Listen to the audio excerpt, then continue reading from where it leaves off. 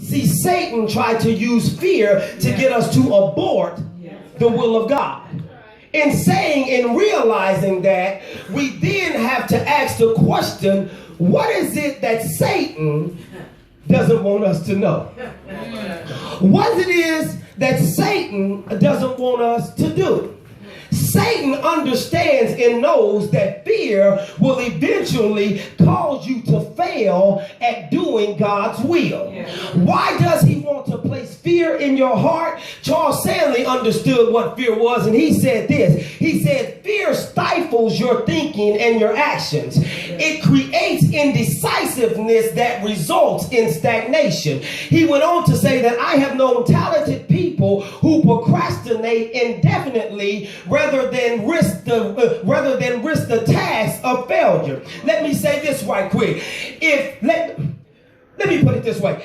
If you are scared to fail, you will never be successful at anything. Come on, somebody. If you're scared to fail, you will never be successful at anything. This is why the Bible, God tells us and he encourages us, I don't care how big it is, I want you to know that I have not given you a spirit of fear, but I've given you a spirit of love, power, and a sound mind. And so sometimes with that being said, we have to understand that lost opportunities cause erosion of confidence, and when that happens, the downward spiral begins.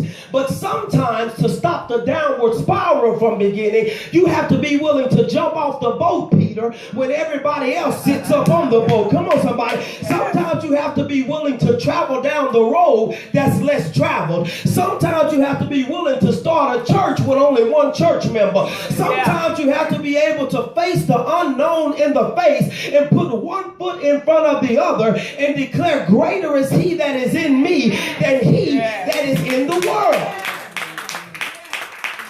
Franklin D. Roosevelt began to talk about fear. And he said the only thing that we have to fear is fear itself.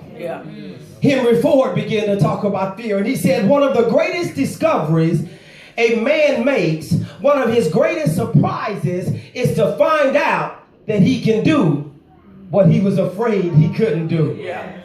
What I love about God and the God that we serve is that he will ask you to do exactly what you thought you couldn't do, so that he can show you through him all things shall become possible. He will ask you to do the impossible. He will ask you to see the invisible. He will command you to climb the immutable mountain. That's why God tells us in his word, I have not given you a spirit of fear, but Joshua, I need you to be strong and courageous, and do not worry about the people who you will speak to, because I'm calling you to do some stuff. I'm calling you to say some stuff. I'm calling you to go some places that other people aren't going to want to go. Let me just rewind that and bring that home. God told me to tell everybody under the sound of my voice, don't be scared to do what he's told you to do. Don't be scared to go where he's called you to go. Don't be scared to say what he's told you to say, because he's using you to raise up a generation and make a difference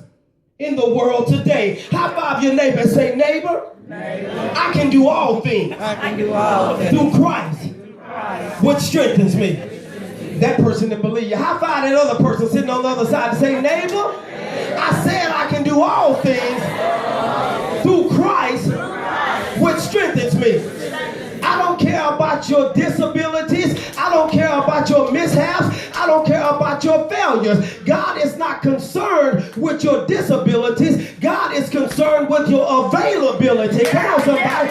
Moses had disabilities. He looked at God and God said, Moses, I need you to go down and tell Pharaoh to let my people go.